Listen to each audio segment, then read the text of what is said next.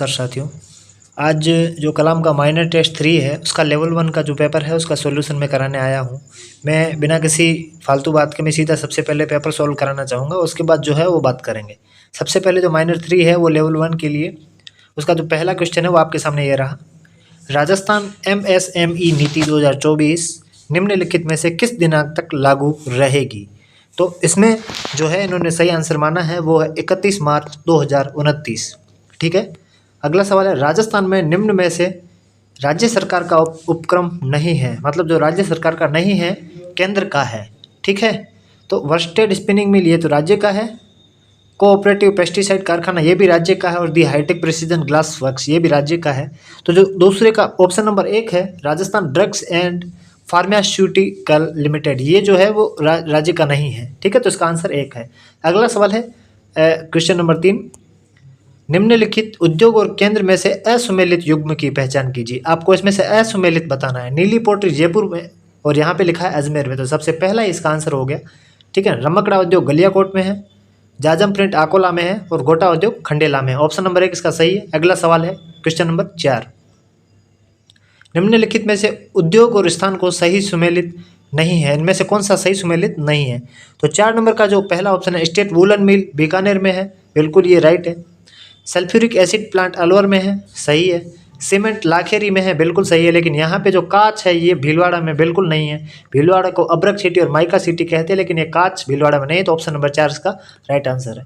अगला जो सवाल है, रिको ने किस स्थान पर जापानी औद्योगिक क्षेत्र कहाँ पे है? रिको ने कहाँ पे बनाया? तो यहाँ पे है नीमराणा में। कहाँ पे बनाया है?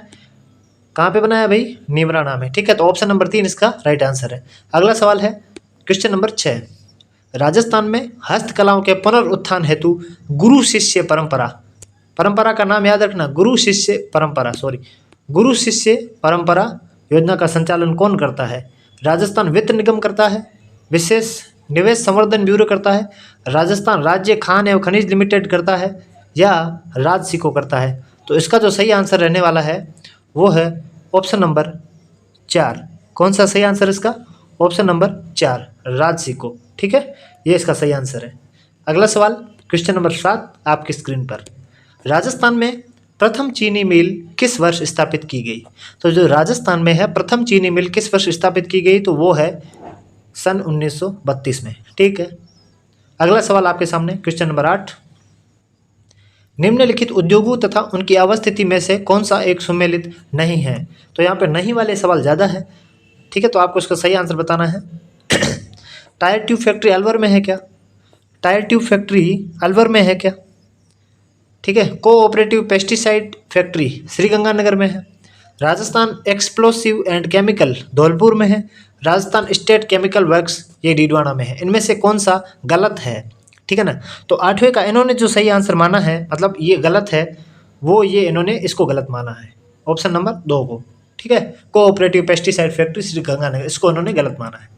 अगला सवाल है क्वेश्चन नंबर 9,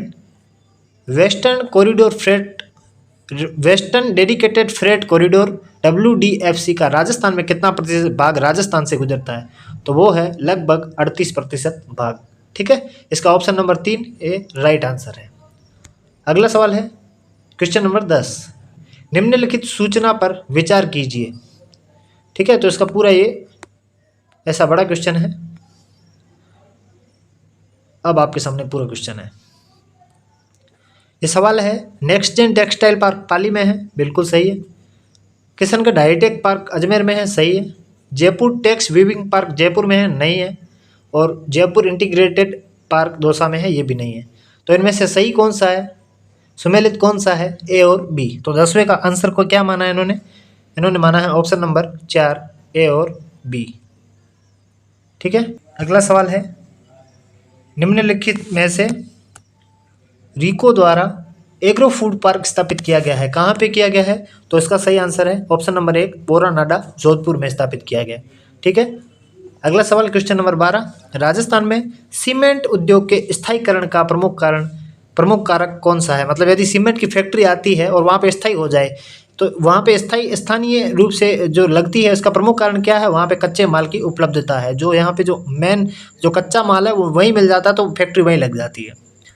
अगला है क्वेश्चन नंबर 13, एक जिला एक उत्पाद के अंतर्गत चिन्हित हस्तकला उत्पाद एवं जिले के नाम के युग्म दिए गए हैं, सही युग्म की पहचान कीजिए। तो क्वेश्चन नंबर जो 13 है, इसमें पहला ऑप्शन है आपके सामने कसीदाकारी बाड़मेर में है, सही है। फर्नीचर एवं हस्तकला उत्पाद जोधपुर में है, सही है। ब्लू पोट्री जयपुर में है, हनुमानगढ़ में नहीं है। अभियांत्रिकी अलवर में है, इलेक्ट्रॉनिक्स का जो भी सामान है। तो ये 1, 2 और 4 का जो है इन्होंने सही आंसर जो माना है वो इन्होंने माना है ऑप्शन नंबर 2, ठीक है, केवल A, B, D।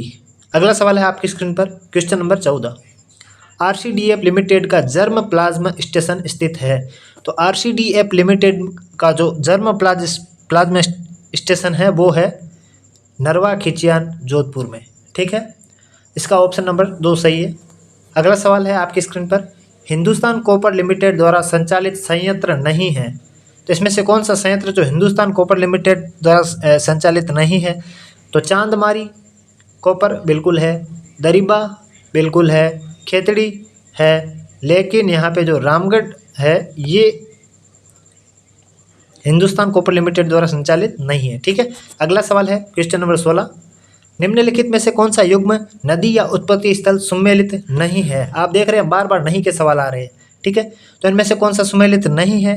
तो 16 का जो है सोता बेराट की पहाड़ियों से बिल्कुल सही है, कांतली खंडेला के पहाड़ियों से, रूपारेल उदयनाथ की पहाड़ियों से, लेकिन जो रूपनगढ़ है वो किशनगढ़ अजमेर से है, ना कि सांबर की पहाड़ियों से, ठीक है। इसका आंसर 1 इन्होंने सही माना है। अगला सवाल है क्वेश्चन नंबर 17, निम्नलिखित में से कौन सी नदी प्रतापगढ़ जिले में प्रवाहित नहीं होती है? कौन सी नदी जो है प्रतापगढ़ जिले में प्रवाहित नहीं होती है? सूकली नदी, द्रव्यवती, जाखम और भैरवी। इसका जो सही आंसर इन्होंने माना है ऑप्शन नंबर 2 द्रव्यवती, ये नदी प्रतापगढ़ जिले में प्रवाहित नहीं होती है। अगला सवाल आपकी स्क्रीन पर है सवाल नंबर 18, राजस्थान की निम्न नदियों में से खंबात की खाड़ी कौन सी में? खंबात की खाड़ी में निम्न में से कौन से जल गिराने वाली नदियां हैं? एक तो माही है और दूसरी साबरमती है, ठीक है। और ये दोनों जो है ये खंबात की खाड़ी में नहीं गिराती, लेकिन ये यहाँ पे आप जो देख रहे हैं माही और साबरमती 1 और 4 ये दोनों खंबात की खाड़ी में गिराती है। तो 1 और 4 जो ऑप्शन है ऑप्शन नंबर 1 ये आपका इसका राइट आंसर हो जाएगा, ठीक है। तो 18 का ऑप्शन 1 राइट आंसर है। अगला सवाल आपकी स्क्रीन पर जो है वो है सवाल नंबर 19 सवाल है, निम्न में से कौन सी नदी और उसकी सहायक नदियां सही सुमेलित नहीं है? यहाँ पे फिर से पूछा गया क्या है? नहीं है। तो माही है, माही की सहायक नदियां मोरेन और ईरू है, बिल्कुल सही है। लूणी की सागी और बांडी है, सही है। साबरमती का हाथमती और याजम है, लेकिन आपको पता है सोम की मेसवा और सारनी नहीं है, ठीक है। अगला सवाल है निम्नलिखित युग्मों में से सही सुमेलित युग्म की पहचान करें। अभी सही पूछ लिया इन्होंने और सवाल थोड़ा लेवल का है। इसमें पूछ रहा है पश्चिम बनास उत्तर पूर्व की ओर बहती है, नहीं, गलत है। मोरेल उत्तर पश्चिम की ओर बहती है, बिल्कुल गलत है। कोठारी दक्षिण पश्चिम की ओर बहती, ये भी गलत है। पर यहाँ पे सही क्या है? साबी उत्तर और पूर्व दिशा की ओर बहती है, ठीक है ना। तो ये इसका सही आंसर रहने वाला है। अगला सवाल है क्वेश्चन नंबर 21 नंबर क्वेश्चन आपके सामने ये रहा, लूणी नदी के विषय में निम्नलिखित में से कौन सा कथन असत्य है? क्या है? असत्य पूछा है। लूणी नदी सागरमती और सरस्वती की संयुक्त धारा है, बिल्कुल आपको पता है जब लूणी नदी अजमेर से निकलती है तो सागरमती के रूप में निकलती है और वहीं आके इसमें सरस्वती मिलती है, तब दोनों मिलकर लूणी नदी बनती है। लूणी नदी का पूर्वी सीमा कालाबुरा डूंगर है जो कि पाली में है, बिल्कुल लूणी नदी बेसिन का पूर्वी सीमा कालाबुरा डूंगर है। यह नदी कच्छ के रण तक प्रवाहित होती है, ये सही है, ठीक है। ये खंबात की खाड़ी में नहीं करती लेकिन कच्छ के रण तक चलती है। इसका कुल अपवाद क्षेत्र 5.6% भाग पर है, बिल्कुल ये बात गलत है, ठीक है। तो इसका ऑप्शन जो हो जाएगा ऑप्शन नंबर 3, ठीक है ना, ये बात असत्य है, ऑप्शन नंबर 3। अगला सवाल है निम्नलिखित में से कौन सी नदियों का उद्गम राजस्थान में नहीं हुआ है? मतलब कौन कौन सी हुआ है वो देख लो। कांकनी का तो राजस्थान में है, साबरमती राजस्थान में है, ठीक है। तो 1 और 3 का राजस्थान में नहीं है, ठीक। ऑप्शन नंबर 3 1 और 3 राजस्थान में नहीं है, ठीक है। अगला सवाल है 23 का जो सवाल आपके सामने, सूची 1 को सूची 2 से सुमेलित कीजिए। उदयपुर से कौन कौन सी नदियाँ निकलती है? तो उदयपुर से जो है नदियाँ निकलती है वो है वाकल और साबरमती, ठीक है। भीलवाड़ा से कौन सी नदियाँ निकलती है? मानसी और मैनाल। और भरतपुर से गंभीरी और पार्वती, और जयपुर से मोरेल और ढूंढ। तो इसका ऑप्शन नंबर 4 राइट आंसर हो जाएगा। ठीक है, अगला सवाल है आपके सामने 24। अगला सवाल क्या है 24, निम्नलिखित में से चंबल नदी के एकमात्र बाएं किनारे की सहायक नदी, मतलब चंबल नदी की एकमात्र तो नहीं है पर बाएं किनारे की सहायक नदी कौन सी है इनमें से। तो 24 का जो सही आंसर है वो है ऑप्शन नंबर 1 बामनी। ठीक है, बामनी इसके बामनी बा से बाएं किनारे की ओर से मिलती है। अगला ऑप्शन है क्वेश्चन है 25, निम्नलिखित में से कौन सी नदी समूचे त्रिवेणी संगम से संबंधित नहीं है, मतलब इनमें से कौन सा त्रिवेणी संगम सही नहीं है। बनास बेड़च मैनाल ये तो सही है, चंबल बनास सीप ये भी सही है, बनास डाई खारी ये भी सही है, लेकिन आपको पता है सागरमती अहेली और अंधेरी ये सही नहीं है। अगला क्वेश्चन है 26, निम्नलिखित तथ्यों के आधार पर राजस्थान की नदी पहचान कीजिए। यह नदी मांडलगढ़ भीलवाड़ा से उद्गमित होती है और इसकी जो सहायक नदियाँ वो मांगली और घोड़ा पछाड़ है। ये किस नदी की खासियत की बात कर रहे हैं या किस नदी के बारे में बात कर रहे हैं, वो है मेज नदी। कौन सी नदी है, मेज। अगला सवाल है निम्नलिखित में से कौन सी नदी सांबर झील में जल नहीं गिराती है। इनमें से कौन सी नदी है जो सांबर झील में जल नहीं गिराती है, ठीक है ना। तो 27 का जो सही आंसर है खंडेला बिल्कुल है, तुरतमती भी है, रूपनगढ़, सागरमती। तो 27 का जो है ऑप्शन नंबर 4 इसका सही आंसर हो जाने वाला है सागरमती। सागरमती लूणी की जो सहायक लूणी की नदी है और ये कच्छ किरण तक चलती है। अगला है 28, निम्न में से कौन सी नदी आंतरिक अपवाह तंत्र का हिस्सा नहीं है। आंतरिक अपवाह तंत्र का हिस्सा कौन सी नदी नहीं है, साबी है बिल्कुल है, मेढा है, रूपारेल है, रूपनगढ़ है, लेकिन यहाँ पे जो साबरमती है ये आंतरिक अपवाह तंत्र की नदी नहीं है, अरब सागर की अपवाह तंत्र की नदी है। ठीक है, अगला सवाल है निम्नलिखित में से कौन सी नदी केमिकल रिवर के नाम से जानी जाती है। आप अच्छे से जानते हैं जो बांडी नदी है ये केमिकल रिवर के नाम से भी जानी जाती है। अगला सवाल क्वेश्चन नंबर 30, आप यहाँ तक पहुँच गए तो आप वीडियो को लाइक और चैनल को सब्सक्राइब करना बिल्कुल ना भूलें। इसकी पीडीएफ जो है टेलीग्राम चैनल पे मिलेगी जिसका लिंक नीचे डिस्क्रिप्शन में दे रखा है। क्वेश्चन नंबर 30, निम्नलिखित में से राजस्थान की सर्वाधिक जल उपलब्धता वाली नदी कौन सी है। तो आप सभी को पता है सर्वाधिक जल उपलब्धता वाली नदी कौन सी है, वो है चंबल नदी, 12 मास चलती रहती है भरी हुई।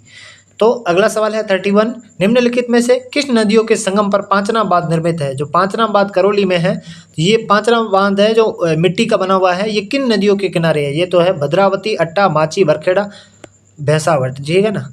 तो ये इसका ऑप्शन नंबर 3 राइट आंसर रहने वाला है। अगला सवाल है 32, यदि हम बनास नदी के किनारे इसके संगम मतलब अंत से उद्गम की ओर यात्रा करें तो इसकी सहायक नदियों को किस क्रम में पाएंगे, ठीक है ना। तो इसकी सहायक नदियाँ किस क्रम में होगी बताइए। तो इसकी जो सहायक नदियाँ हैं वो होगी मासी, खारी, कोठारी और मैनाल, ये इसका इन्होंने सही आंसर माना है। ठीक है, अगला सवाल है 33, ढांड संदर्भित है। तो ढांड क्या है, ढांड है थार के मरुस्थल में अस्थायी झील, इसको ढांड बोलते हैं। ठीक है, अगला सवाल है सवाल नंबर 34, निम्नलिखित में से किस सिंचाई से श्यामपुरा और भाट नहरें, वेरी वेरी इंपॉर्टेंट है, आप सभी को पता है जयसमंद झील। अगला सवाल है निम्नलिखित में से कौन सी युग्म मीठे पानी की झीलों को दर्शाता है। यहाँ पे नावा खारे पानी की है, रेवासा खारे पानी की है, फलोदी खारे पानी की है और यहाँ पे जो है कायलाना और बालसमंद ये मीठे पानी की झील है। ठीक है, अगला सवाल है संशोधित पार्वती कालीसिंध चंबल लिंक परियोजना, इनमें से जो है बैराजों की संख्या कितनी है। तो बैराजों की टोटल संख्या कितनी है, टोटल बैराजों की संख्या है 6। अगला सवाल है निम्नलिखित में से बांध या नदी से सही सुमेलित नहीं है, असुमेलित है मतलब, तो कौन सा असुमेलित है। नवनेरा बांध कालीसिंध नदी पर है, रामगढ़ बैराज कूल नदी पर है, महलपुर बैराज पार्वती पर है, पर कुन्नू बैराज है ये मेज नदी पर नहीं है। ठीक है, अगला सवाल है निम्नलिखित में से चित्तौड़गढ़ जिले में स्थित बांध नहीं है। इनमें से चित्तौड़गढ़ में स्थित बांध कौन सा नहीं है। तो इनमें से जो कानोता बांध है ये चित्तौड़गढ़ में नहीं है।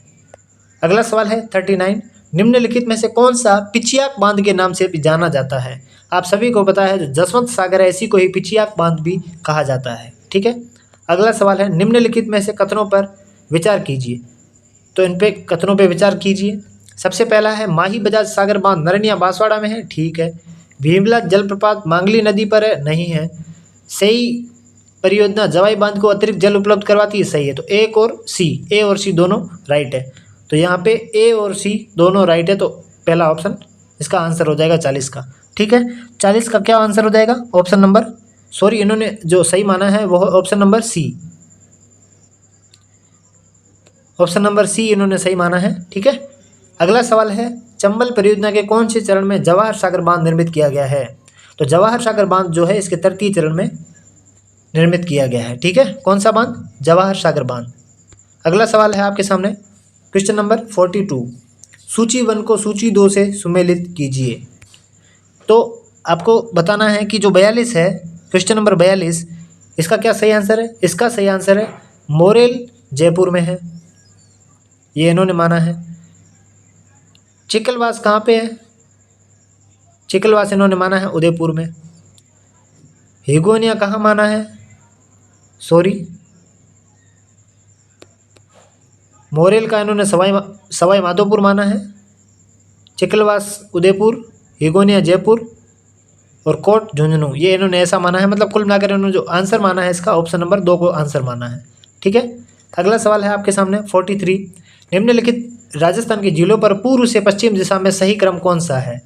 पूर्व से पश्चिम पूछा है। ठीक है, किधर से? पूर्व से पश्चिम, सही क्रम कौन सा है इसका? तो 43 का जो बिल्कुल सही आंसर इन्होंने जो माना है वो है ऑप्शन नंबर 4, सिलीसेट, फौजसागर, कायलाना और गढ़ीसर, जो कि जैसलमेर में है, ये पश्चिम में है। ठीक है, अगला सवाल आपके सामने 44, निम्नलिखित में से सही युग्म सुमेलित है? कौन सा सही युग्म सुमेलित है? जो इन्होंने आंसर माना है वो है बूंदी, और बूंदी में है भीमलत और जैत सागर। ठीक, अगला सवाल है आपके सामने, क्वेश्चन नंबर 45, निम्नलिखित में से कौन सा फसल समुच्चय खरीफ फसल से संबंधित नहीं है? तो इन्होंने जो सही माना है वो है अलसी और तारामीरा, ये खरीफ से संबंधित नहीं है। अगला संबंध है अजमेर, जयपुर, दौसा, टोंक किस जिले किस कृषि जलवायु प्रदेश से सम्मिलित है? तो ये इन्होंने माना है ऑप्शन नंबर 4, थर्ड है अर्ध शुष्क पूर्वी मैदान। अगला सवाल है 47 नंबर, भू उपयोग सांख्यिकी 2023-24 के पर राज्य की रिपोर्ट की गई भूमि का कितना अंश शुद्ध बुआई क्षेत्र है? शुद्ध बुआई क्षेत्र कितना है? तो इसका सही आंसर है 53.10%। अगला सवाल है सवाल नंबर 48, निम्नलिखित फसल और प्रमुख किस्म में से कौन सा असुमेलित है?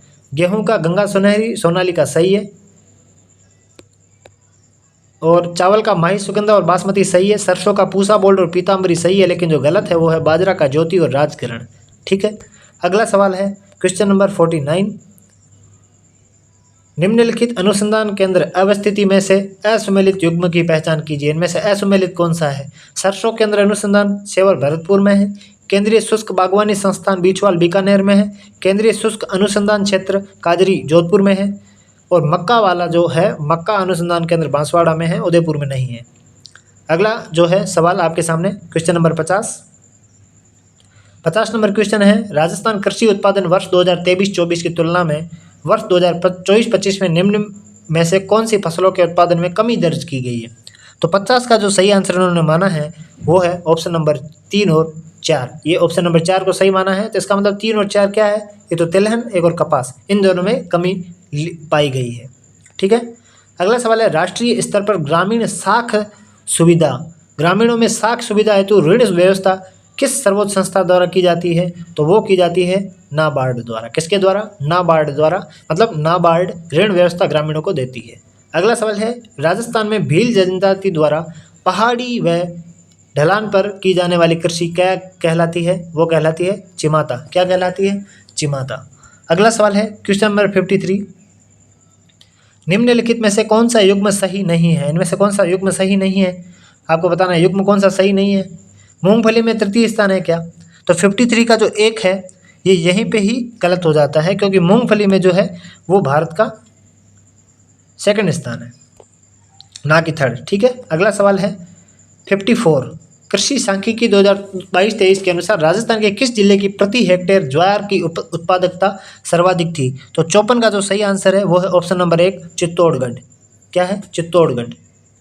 अगला है, निम्नलिखित उद्यानिकी फसल संबंधित में से असुमेलित युग्म है। इनमें से असुमेलित युग्म कौन सा है? सब्जी फसल उत्कृष्टता केंद्र बूंदी में है, बिल्कुल सही है। आम उत्कृष्टता केंद्र खेमरी धौलपुर में है। अनार उत्कृष्टता केंद्र बस्सी जयपुर में है। लेकिन जो खजूर उत्कृष्टता केंद्र कहाँ पे है? ये है जैसलमेर में, नानता कोटा में नहीं है। तो 55 का आंसर क्या माना है इन्होंने? Option number 2। अगला है क्वेश्चन नंबर 56। निम्नलिखित फसल और सर्वाधिक उत्पादन में से असुमेलित युग्म की पहचान कीजिए। इनमें से असुमेलित युग्म कौन सा है? तो जो है बाजरा, बाड़मेर, अलवर सही है। चावल, गेहूं चावल, बूंदी और हनुमानगढ़ सही है। गन्ना, श्रीगंगानगर और चित्तौड़गढ़ सही है, लेकिन ऑप्शन नंबर 2 गेहूं, चित्तौड़गढ़ और बूंदी में नहीं, ये गलत है। अगला सवाल है 57। राजस्थान आर्थिक समीक्षा 2024-25 के आधार पर देश के कुल सरसों उत्पादन में राज्य का अंश कितना है? तो 57 का जो सही आंसर इन्होंने माना है ऑप्शन नंबर 2 46.13%। ठीक है, तो सरसों उत्पादन में कितना है? 46.13%। अगला है कौन सी तिलहन फसल दालों के समान मृदा में नाइट्रोजन स्तर को बढ़ाती है? तो 58 का जो राइट आंसर इन्होंने माना है ऑप्शन नंबर 3, ये जो है मृदा में नाइट्रोजन स्तर को बढ़ाती है। कौन? मूंगफली। अगला सवाल है 59। निम्नलिखित में से वह कौन सी फसल है जिसके उत्पादन में राजस्थान का योगदान देश में कुल उत्पादन में 50% से भी अधिक है? तो वो है ग्वार। ग्वार में राजस्थान सबसे पहले प्रथम है। और 60वां नंबर क्वेश्चन है राजस्थान बजट 2024-25 में राज्य के कौन से जिले में लहसुन उत्कृष्टता केंद्र स्थापित करने की घोषणा की गई है? तो वो है 12 में। और कौन सा उत्कृष्टता केंद्र? लहसुन उत्कृष्टता केंद्र। अगला सवाल है 61 नंबर। निम्नलिखित में से राज्य में लोक व्यवहारों के आधार पर अहमनी नाम से, किस नाम से? अहमनी नाम से आख्यान काव्य किसने लिखे थे?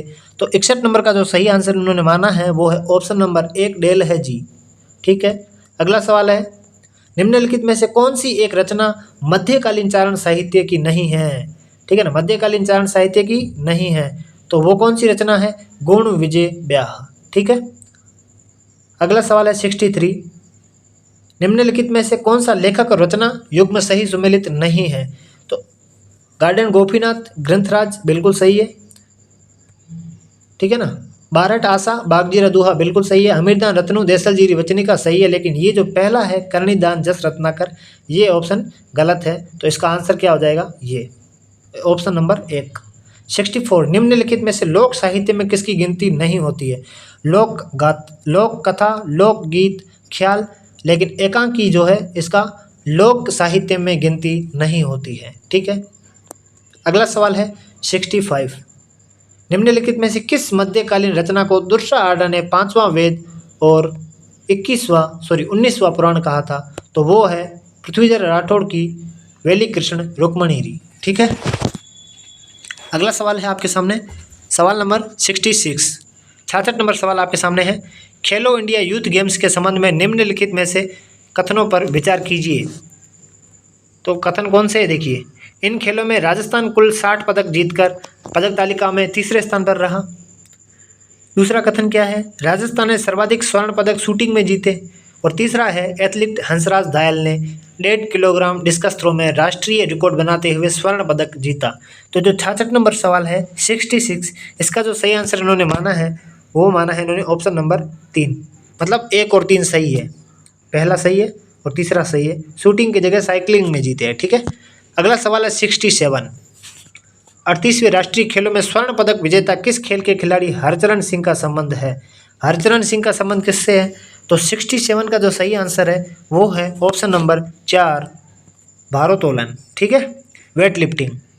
अगला है 68। अल्बानिया में आयोजित अंडर-23 वर्ल्ड कुश्ती चैंपियनशिप 2024 में राजस्थान की किस खिलाड़ी ने कांस्य पदक जीता? तो 68 का जो सही आंसर है वो है ऑप्शन नंबर 2 मोनिका शोराण। ठीक है, अगला जो है चीन में आयोजित 10वीं वुशु चैंपियनशिप में राजस्थान के किस खिलाड़ी ने 65 किलोग्राम भार वर्ग में कांस्य पदक जीता? तो 69 का ऑप्शन कौन सा सही होने वाला है? वो है ऑप्शन नंबर 2 नितिका बंसल। अगला सवाल आपके सामने, हाल ही में कोटा में आयोजित अंडर-20 राष्ट्रीय कुश्ती चैंपियनशिप में राजस्थान के किस खिलाड़ी ने जूनियर वर्ग फ्री स्टाइल कुश्ती में स्वर्ण पदक जीता है? तो 70 का कौन सा सही होने वाला है? 70 का ऑप्शन नंबर 2 अर्जुन कुमार विश्नोई सही आंसर है। अगला है निम्नलिखित में से राजस्थान के ऐसे खिलाड़ी का चयन कीजिए जिसने पैरा ओलंपिक खेलों में 2 स्वर्ण पदक तथा 1 रजत पदक जीता है। वो है देवेंद्र झाझड़िया। ठीक है, अगला सवाल आपके सामने 72 नंबर सवाल, निम्नलिखित में से राजस्थान के किस खिलाड़ी को एथलेटिक्स फेडरेशन ऑफ इंडिया का निर्विरोध 5 सदस्यीय एथलीट कमीशन का निर्विरोध सदस्य चुना गया था, तो वो कौन थे? वो थे 72 का जो सही आंसर है वो है ऑप्शन नंबर 2। 72 का सही आंसर इन्होंने जो माना है ऑप्शन नंबर 3, कृष्णा पुनिया जी को इन्होंने चुना था। अगला है क्वेश्चन नंबर 73, पेरिस ओलंपिक 2024 में भाग लेने वाले राजस्थान के खिलाड़ी अनंतजीत सिंह नरूका किस खेल से संबंधित है? आप सभी को पता है निशानेबाजी, अभी ही एग्जाम में पूछा गया था। अगला है शतरंज में ग्रैंड मास्टर बनने वाले एकमात्र राजस्थानी कौन खिलाड़ी है? वो है अभिजीत गुप्ता। अगला सवाल, दिव्य कीर्ति सिंह राठौड़ के संबंध में असत्य कथन का चयन कीजिए। सबसे पहला है झुंझुनू निवासी दिव्य कीर्ति सिंह घुड़सवारी से संबंधित है। ऑप्शन 2, उन्होंने हांगजो चीन में आयोजित एशियन गेम्स 2022 में घुड़सवारी ड्रेसेज में टीम स्पर्धा में स्वर्ण पदक जीता, सही है। इन्हें भारत चुनाव आयोग द्वारा राजस्थान के लिए विधानसभा चुनाव आइकन घोषित किया गया, सही है। इन्हें मारवाड़ रत्न पुरस्कार 2024 से सम्मानित किया गया, ये भी ठीक है। पर यहाँ पे गलत ये है कि ये झुंझुनू निवासी नहीं है, जयपुर निवासी है। ऑप्शन नंबर 1 इसका आंसर है। अगला सवाल है क्वेश्चन नंबर 76, वर्ष 2024 में अर्जुन अवार्ड से सम्मानित राजस्थान के खिलाड़ी कौन है? तो 2024 में मोना अग्रवाल को अर्जुन अवार्ड मिला था। अगला सवाल है राजस्थान के निम्नलिखित खिलाड़ियों के संबंध में असुमेलित का चयन कीजिए। इसमें से असुमेलित कौन सा है? तो आपको पता है खुशीराम जी बास्केटबॉल से, भुवनेश्वरी कुमारी स्क्वैश से है, लक्ष्मण सिंह गोल्फ से, लेकिन जो है बजरंग लाल ताकड़िया नौकायान से है, ना कि घुड़सवारी से। अगला सवाल है प्रथम महाराणा प्रताप पुरस्कार 1982 और 83 में निम्न में से किस खिलाड़ी को प्रदान नहीं किया गया? तो 78 का जो सही आंसर है वो है ऑप्शन नंबर 3, रामदेव शर्मा। कौन सा सवाल का आंसर क्या है? रामदेव शर्मा। अगला सवाल है 79, गुरु द्रोणाचार्य पुरस्कार से सम्मानित प्रशिक्षक श्याम सुंदर राव का संबंध किस खेल से है? तो 79 का जो सही आंसर है वो है ऑप्शन नंबर 3, वॉलीबॉल से है। अगला सवाल है पैरा बैडमिंटन खिलाड़ी कृष्णा नागर का संबंध कहाँ से है? तो आप सभी को पता है कृष्णा नागर का जो संबंध है वो है जयपुर से। अगला सवाल 81, बर्तन बैंक योजना। बर्तन बैंक योजना के संबंध में निम्न कथनों पर विचार कीजिए। तो इस योजना के अंतर्गत प्रदेश का पहला बर्तन बैंक खैराबाद कोटा में है, बिल्कुल सही है। प्रत्येक चिन्हित ग्राम पंचायत में कम से कम 600 बर्तन नहीं है, 400 बर्तन है, तो ये वाला गलत है। इस योजना के अंतर्गत सामाजिक समारोह हेतु प्रति सेट किराए की दर 3 रुपये है, ये भी सही है।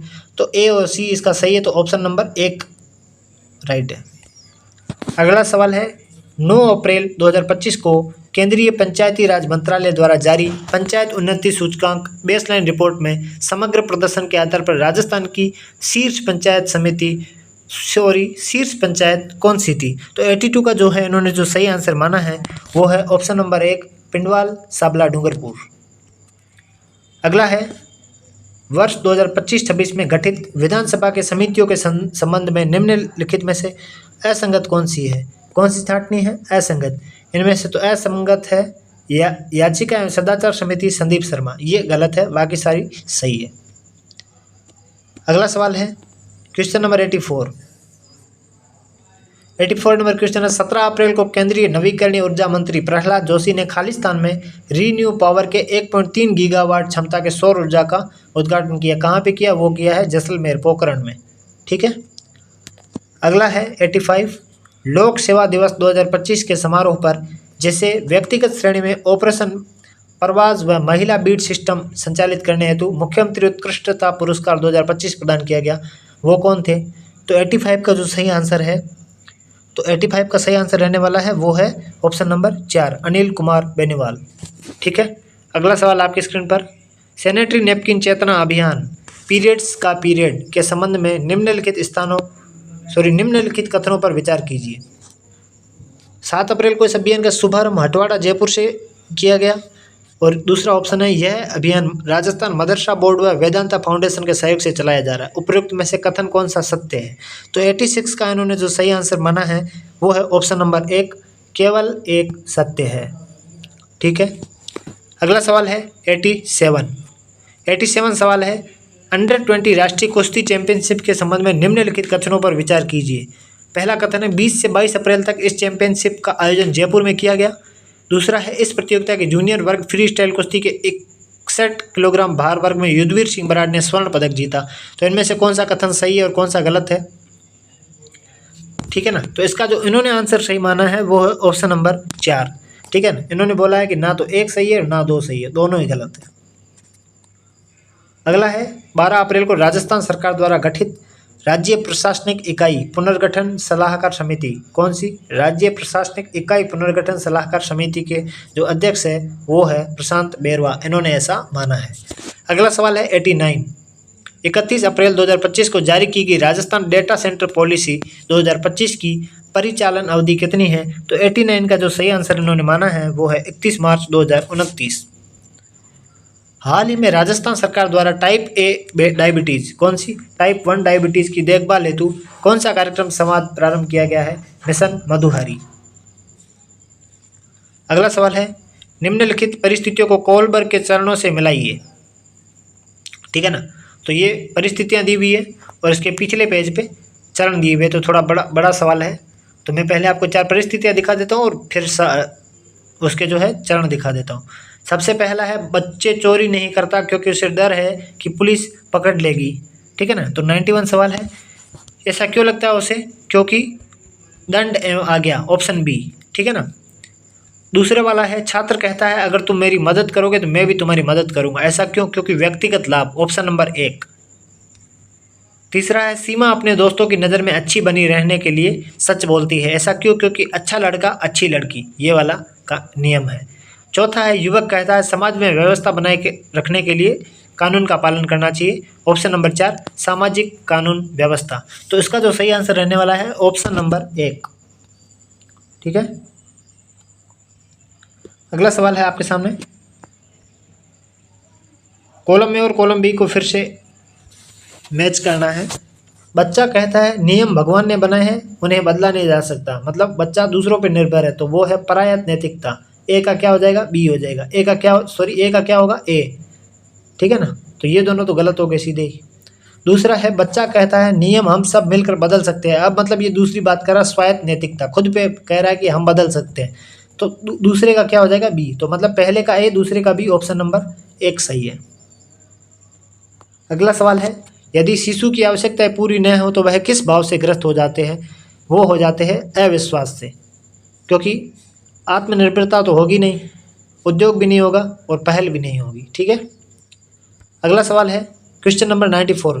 सामर्थ्य का संबंध किससे है? शैशवावस्था से है, पूर्व बाल्यावस्था से है, उत्तर बाल्यावस्था से है या किशोरावस्था से? इसका जो सही आंसर रहने वाला है वो है उत्तर बाल्यावस्था। ठीक है। अगला सवाल है क्वेश्चन नंबर 95। अगर पियाजे के अनुसार एक बच्चा यह जिद कर रहा है कि बड़े गिलास में दूध पिएगा क्योंकि उसमें ज़्यादा दूध होता है, तो वह ब्रूनर के किस अवस्था में है? तो वह है प्रतिबिंबात्मक अवस्था, जिसको पूर्व संक्रियात्मक अवस्था कहते हैं। आरव ने बचपन में कोविड-19 महामारी का अनुभव किया। लॉकडाउन के कारण उसका विद्यालय बंद हुआ और पढ़ाई का तरीका जो है वो ऑनलाइन हो गया। कैसा हो गया? पढ़ाई का तरीका ऑनलाइन हो गया। यह किस प्रणाली से संबंधित है? तो यह है क्रोनो सिस्टम से। अगला सवाल है ब्रेनर के पारिस्थितिकी सिद्धांत में सही क्रम क्या है? तो इसका जो सही क्रम इन्होंने माना है वो है पहला माइक्रो सिस्टम, फिर मीजो सिस्टम, फिर एक्सो सिस्टम, फिर मैक्रो सिस्टम और फिर क्रोनो सिस्टम। अगला सवाल है विकासात्मक कार्यों को यदि व्यक्ति समय पर पूरा नहीं करता तो सामान्यतः क्या परिणाम होते हैं? व्यक्ति को जीवन में कठिनाई नहीं होती है। ठीक है। अगला है वही कार्य जीवन के अगले चरण में कठिनाई के साथ प्रकट होते हैं। तो ये बिल्कुल सही बात है। वह कार्य समाज में अपने आप पूरा कर देता नहीं करता समाज, उस कार्य को आवश्यकता समाप्त होती है वो भी नहीं होती। तो इसका जो है दूसरा ऑप्शन सही है। अगला है 99। 100 क्वेश्चन होने वाले हैं। आप सब जुड़े, आपका धन्यवाद। जिसने सब्सक्राइब नहीं किया और लाइक नहीं किया बिल्कुल कर दीजिए। 99 सवाल है शैशवावस्था, प्रारंभिक बाल्यावस्था, मध्य बाल्यावस्था और किशोरावस्था, इनके सामने इनकी विशेषताएं दी गई है। जो सामने दी गई है वही इसका आंसर है। तो इसका जो क्वेश्चन नंबर है, इसका जो सही आंसर रहने वाला है 99 का वो है ऑप्शन नंबर 1, 1, 2, 3, 4, पहला ही इसका आंसर है। अगला सवाल है क्वेश्चन नंबर 100। आप 100 पे पहुंच चुके हो, आपको बहुत बहुत धन्यवाद। अगला है कथन और कारण। कथन है पूर्व संक्रियात्मक का बच्चा अहम केंद्रवाद होता है, बिल्कुल सही है। इस चरण में बच्चा दूसरों के दृष्टिकोण को समझता कहाँ से समझेगा, वो अहम केंद्रवाद में है, मतलब खुद को देख रहा है, तो दूसरा गलत है। तो इसका कौन सा ऑप्शन सही हो जाएगा, ए सही है लेकिन आर गलत है। ठीक, अगला सवाल है 101। वाइगोत्स्की के अनुसार सीखना सबसे प्रभावी होता है।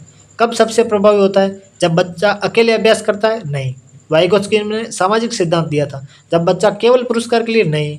जब बच्चा गलती करे, बिल्कुल नहीं। जब बच्चा सक्षम व्यक्ति की मदद से कार्य करे, ठीक है ना, जिसको स्केप फोल्डिंग भी कहते हैं। अगला है 102। यदि हैंस दवाई चुराता है तो पुलिस बहुत पीटेगी, इसलिए उसे ऐसा नहीं करना चाहिए। ऐसी बात कहने वाला बच्चा कौन से स्तर का होगा, तो वो बच्चा होगा दंड वाला। तो इसका जो सही आंसर इन्होंने माना है वो है ऑप्शन नंबर 1, पूर्व परंपरागत। अगला सवाल है निम्नलिखित में से मेंडल द्वारा प्रदत्त नियम नहीं है। मेंडल ने प्रभाविता का नियम भी दिया था, आपको पता है, पृथक्करण का नियम भी दिया था, स्वतंत्र अपव्यूहन का दिया था, लेकिन प्रत्यागमन का कोई सिद्धांत मेंडल ने नहीं दिया था। अगला है बीज कोश की निरंतरता का सिद्धांत किसने प्रतिपादित किया, वो दिया था बीजमैन ने। तो यहाँ पे इन्होंने वीसमैन लिखा है, तो इसका आंसर यही है 104 का ऑप्शन नंबर, इन्होंने जो सही माना है वो है ऑप्शन नंबर 2। 105 में है संयुक्त कोश में होते हैं 23 गुणसूत्र, नहीं, 23 जोड़ी गुणसूत्र होते हैं, मतलब 46 गुणसूत्र होते हैं, ठीक है, संयुक्त कोश में। इसका आंसर क्या है, इसका जो सही आंसर है वो है ऑप्शन नंबर 2। अगला सवाल है, ये जो मैथ्स है, 4 की घात 5 इंटू 6 की घात 8 इंटू 9 की घात 13 इंटू 10 की घात 7 के अभाज्य गुणनखंडों की संख्या ज्ञात करो। तो जब आप इसको ज्ञात करोगे तो इसका जो सही आंसर इन्होंने माना है वो है 106 का ऑप्शन नंबर 4। अगला सवाल है 4680 के अभाज्य गुणनखंड होंगे। तो आप इसके जब अभाज्य गुणनखंड करेंगे तो 107 का जो आंसर आएगा वो है ऑप्शन नंबर 3, ठीक है।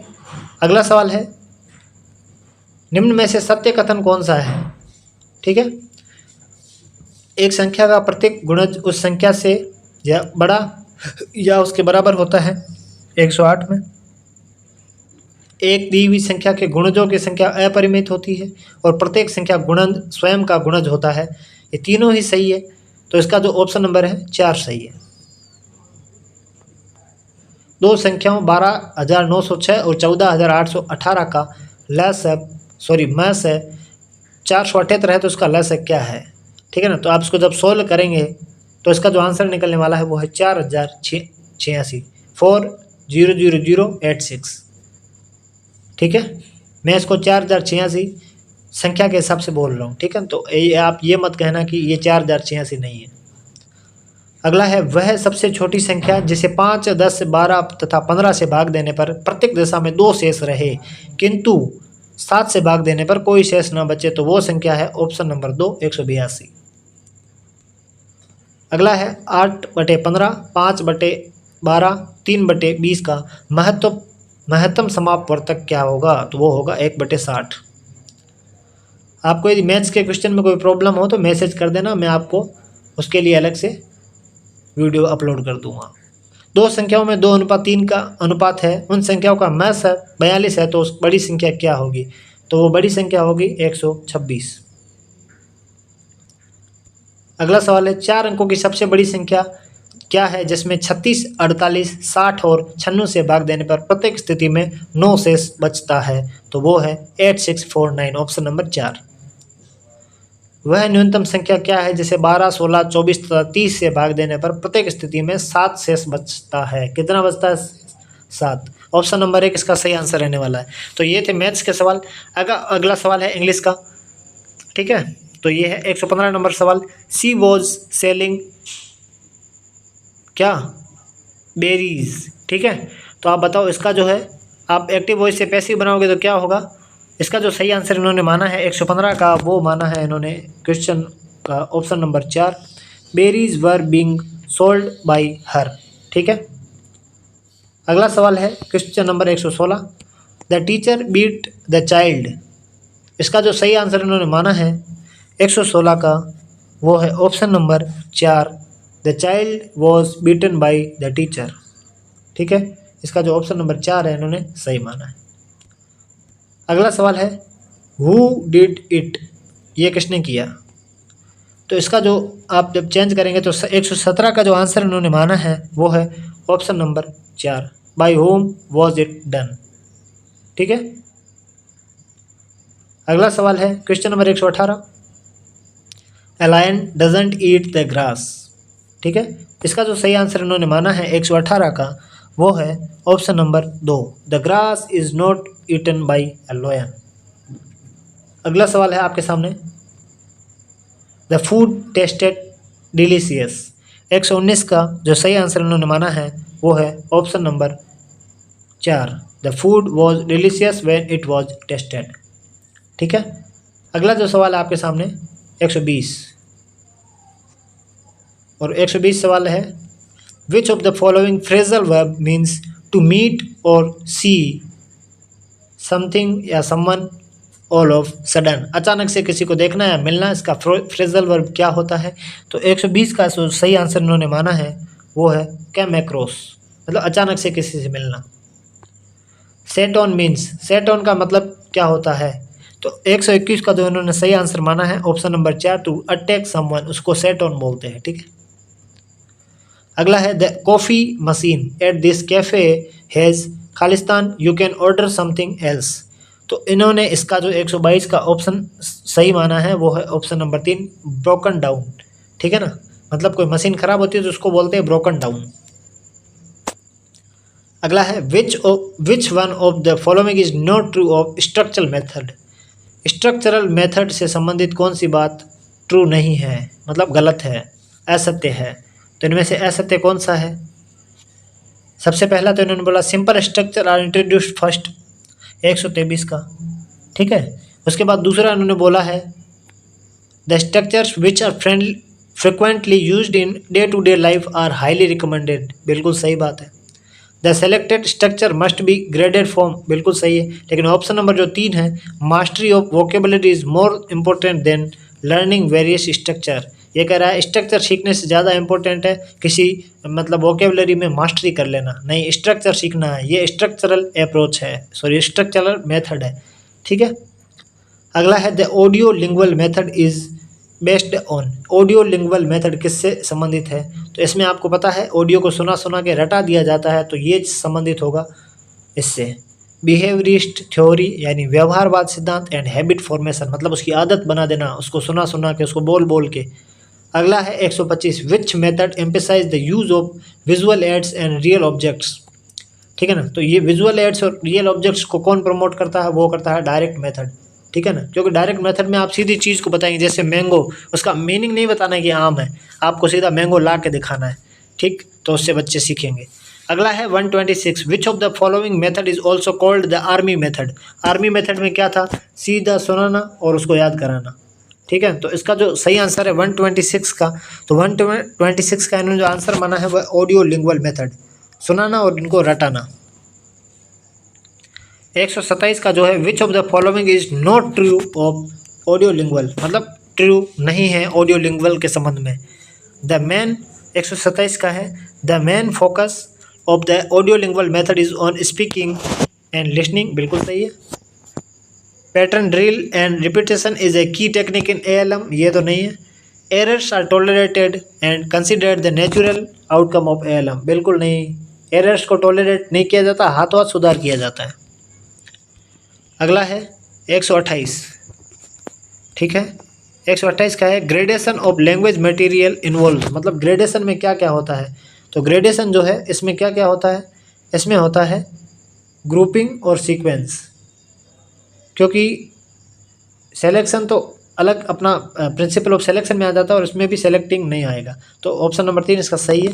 अगला सवाल है क्वेश्चन नंबर 129, इसका है which of the following is a major demerits, मतलब कौन सा इसका डीमेरिट हानि है, नुकसान है ऑफ द डायरेक्ट मेथड, मतलब डायरेक्ट मेथड का कौन सा नुकसान है।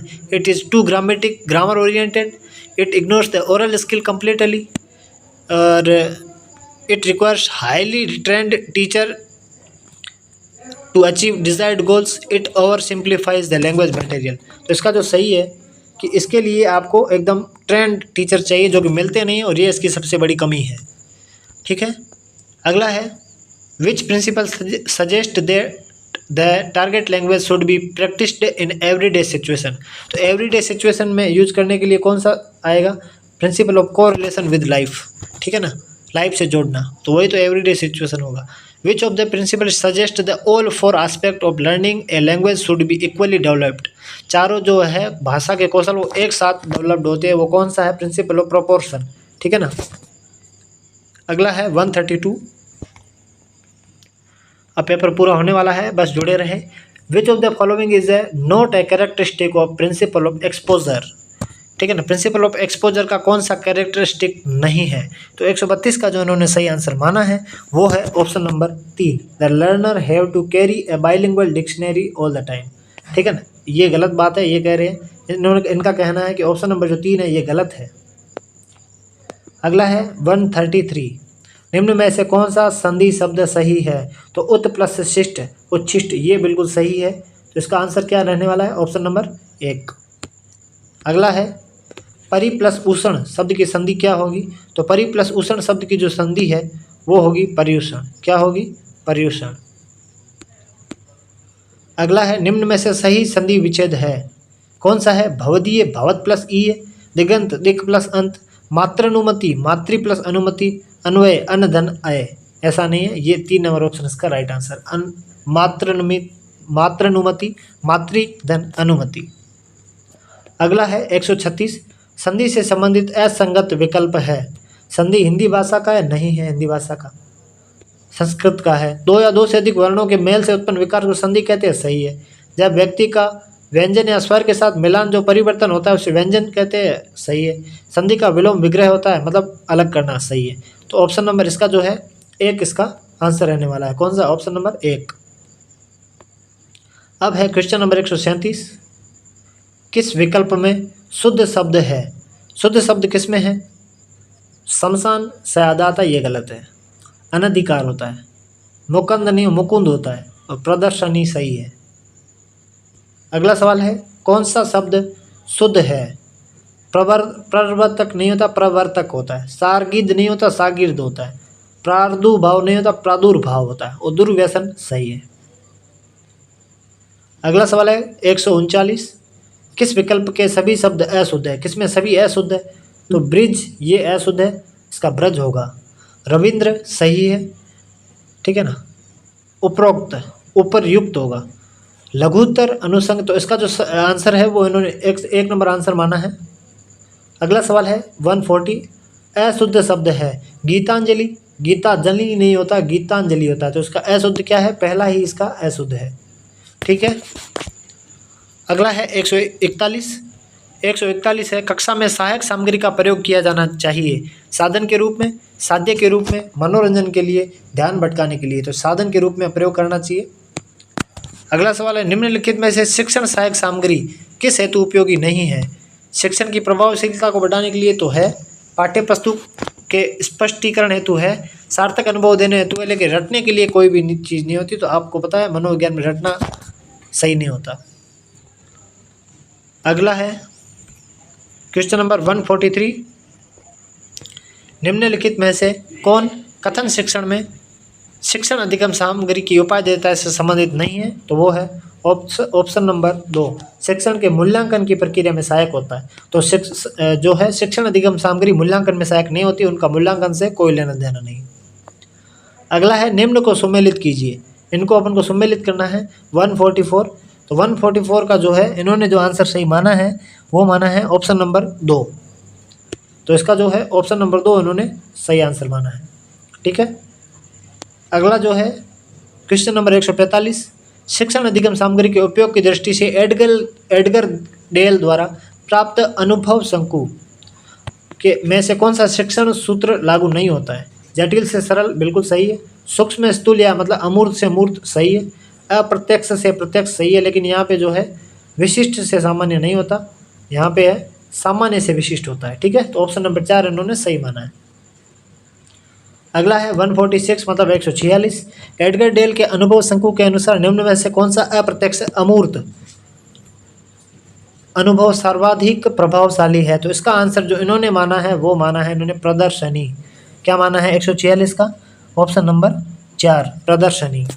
अब है 147 त्रिआयामी दृश्य सहायक उपकरण जिसका उपयोग लघु रूप से वास्तविकता को प्रदर्शित करने के लिए किया जाता है, वो क्या है? तो इन्होंने इसका सही आंसर माना ऑप्शन नंबर 4 डायोरमा। क्या? डायोरमा। अगला है 148 कक्षा में टीवी पर शैक्षिक कार्यक्रम दिखाने के बाद शिक्षक अधिगम उद्देश्यों को जीवंत चर्चा करता है। शिक्षण सहायक सामग्री के प्रभावी उपयोग के लिए यहाँ निम्नलिखित में से किस सिद्धांत का उपयोग किया गया है? तो वो है अनुवर्त एवं मूल्यांकन का सिद्धांत। कौन सा सिद्धांत? अनुवर्त एवं मूल्यांकन का सिद्धांत। अगला है कठपुतली का प्रदर्शन निम्न में से किस प्रकार के शिक्षण अधिगम सामग्री है? तो ये बहुत इंपॉर्टेंट है। कठपुतली दृश्य सर्वे सामग्री के अंदर आती है, तो इसका आंसर भी यही है। अगला है 150 और लास्ट निम्नलिखित में से किसे सीता वाद्य के नाम से जाना जाता है? तो सीता वाद्य के नाम से आपको पता है ग्रामोफोन को जाना जाता है। किसको जाना जाता है? ग्रामोफोन को जाना जाता है। तो ये जो 150 सवाल थे आपके सामने पूरे हुए। अब जो है एसएसटी और साइंस वालों का है, उनका पेपर भी बहुत जल्द आएगा। लेकिन सबसे महत्वपूर्ण जो बात है मैं आपको बताने वाला हूँ कि हमने एक ऐसी सीरीज़ शुरू की है जिसमें हम हर दिन फुल टेस्ट आपके लिए लाएंगे।